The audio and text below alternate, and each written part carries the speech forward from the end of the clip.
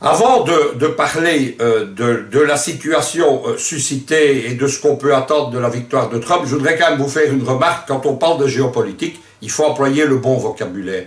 Il n'y a pas d'axe Washington-Moscou. Un axe, c'est une alliance géopolitique de deux ou de plusieurs capitales.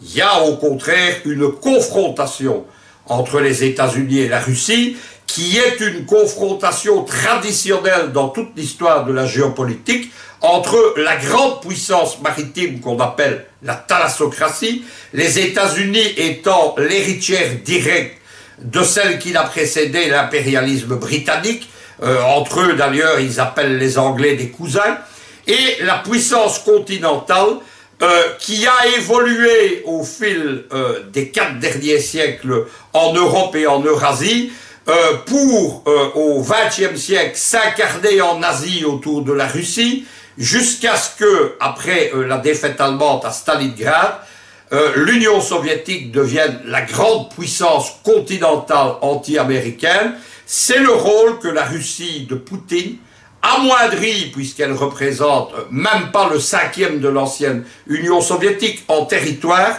en population ou en armée, mais le programme de Vladimir Poutine et de ceux qui l'entourent, qu'on appelle les serviteurs de l'État, eh bien, c'est de refaire de la Russie une grande puissance pour 2050.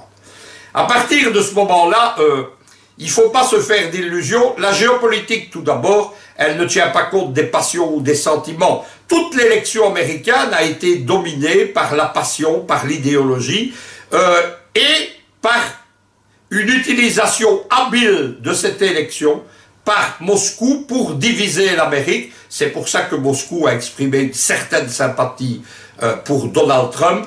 En ne se faisant aucune illusion, je tiens à le préciser, il faut que nos téléspectateurs comprennent que Trump et Poutine n'ont rien à voir entre eux et qu'ils représentent deux forces géopolitiques fondamentales qui vont rester antagonistes.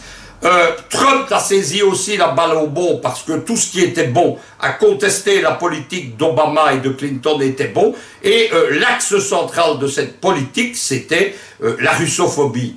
Mais dès le soir de l'élection, il faut lire les gens intéressants, c'est le vice-ministre des Affaires étrangères russe Ryabkov qui a déclaré « Nous n'avons aucun enthousiasme pour la victoire de Trump, les choses sont ce qu'elles sont, il n'y aura pas de renversement ou d'alliance ou d'autres choses. » Il faut lire aussi ce que disent les gens qui étudient le système américain aux États-Unis même.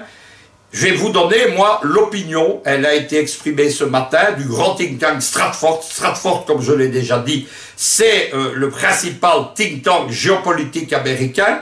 C'est là qu'on définit, qu'on prépare les scénarios du futur, et Stratford est intimement lié aux généraux du Pentagone et aux marchands d'armes, ce qu'on appelle le lobby militaro-industriel. Stratford a dit ce matin qu'il n'avait pas commenté et ne commenterait pas l'élection, mais il a rappelé, c'est mon opinion aussi, que le président américain n'avait aucune indépendance ou capacité d'interprétation, qu'il était le représentant d'un système politique et qu'il était le représentant de tendances géopolitiques mondiales. Stratford ajoute que ce qui va dominer les amis Trump, ce qui va maîtriser Trump, malgré toute son excentricité, c'est précisément qu'il est l'élu du Parti républicain et qu'il dépend de cette majorité absolue qui est sortie des élections législatives, sénatoriales et au Congrès qui ont eu lieu le même jour que la présidentielle et qui ont totalement livré le Congrès des États-Unis, Sénat et Parlement, à ce Parti républicain. La tendance fondamentale du Parti républicain, qu'est-ce que c'est? C'est l'alliance avec Israël et c'est évidemment la russophobie. Ajoutons quelque chose, il y a une seule certitude actuellement, c'est ce qui concerne le Proche-Orient et Israël.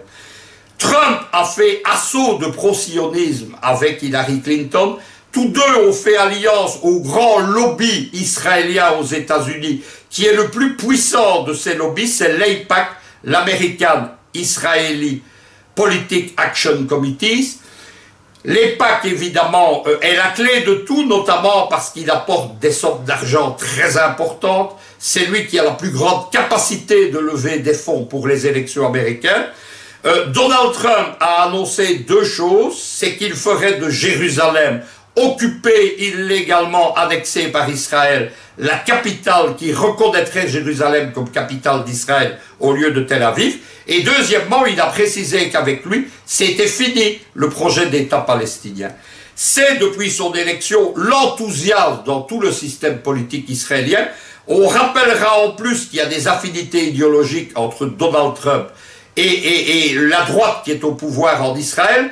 La majorité de Netanyahou, elle est composée d'un grand parti d'extrême droite, qui est le Likoud, qui était dans les années 30 un parti fasciste, le parti de Jabotinsky, qui est encore le héros du Likoud, et pour obtenir cette majorité, il s'est allié à d'autres formations d'extrême droite sioniste et d'extrême droite religieuse juive, encore plus extrémistes que le Likoud.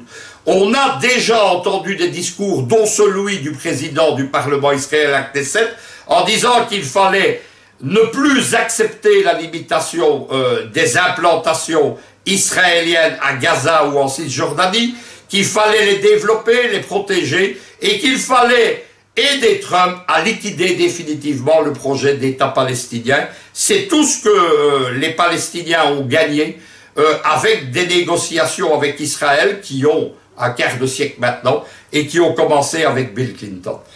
Qu'est-ce que ça va donner au Proche-Orient? Ça va donner évidemment une génération arabe encore plus désespérée, ça va donner plus de terrorisme, mais ça va aussi donner à l'ennemi d'Israël et des États-Unis, qui est ce qu'on appelle l'axe de la résistance, l'axe de Damas avec Bachar el-Assad, de l'Iran et du parti Hezbollah en Liban avec le Baas pro-syrien libanais et ses alliés chrétiens, dont le général Michel Aoun, qui vient d'être élu président. Ça va évidemment renforcer la légitimité de cet axe au sein du monde arabe. On va donc voir un renforcement de la confrontation entre Israël, les États-Unis et le rallié de facto, le rallié honteux mais réel, qui sont les monarchies du Golfe, le Qatar et l'Arabie Saoudite.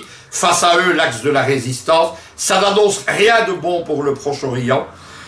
Pour le reste, évidemment, il y a la question de la Russie.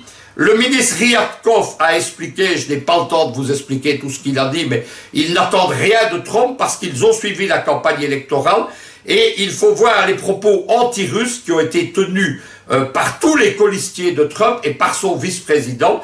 N'oubliez pas que le vice-président ici va tenir, évidemment, Donald Trump, parce que c'est lui qui va assurer la liaison avec le parti républicain, où Trump n'est pas aimé.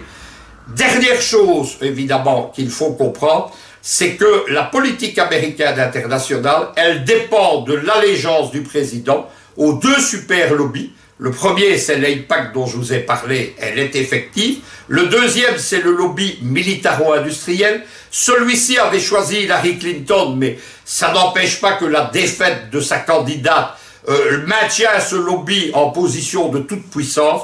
Je vous rappellerai, ça sera ma chute, qu'il y a deux présidents qui ont essayé de se libérer et de l'AIPAC et du lobby militaro-industriel.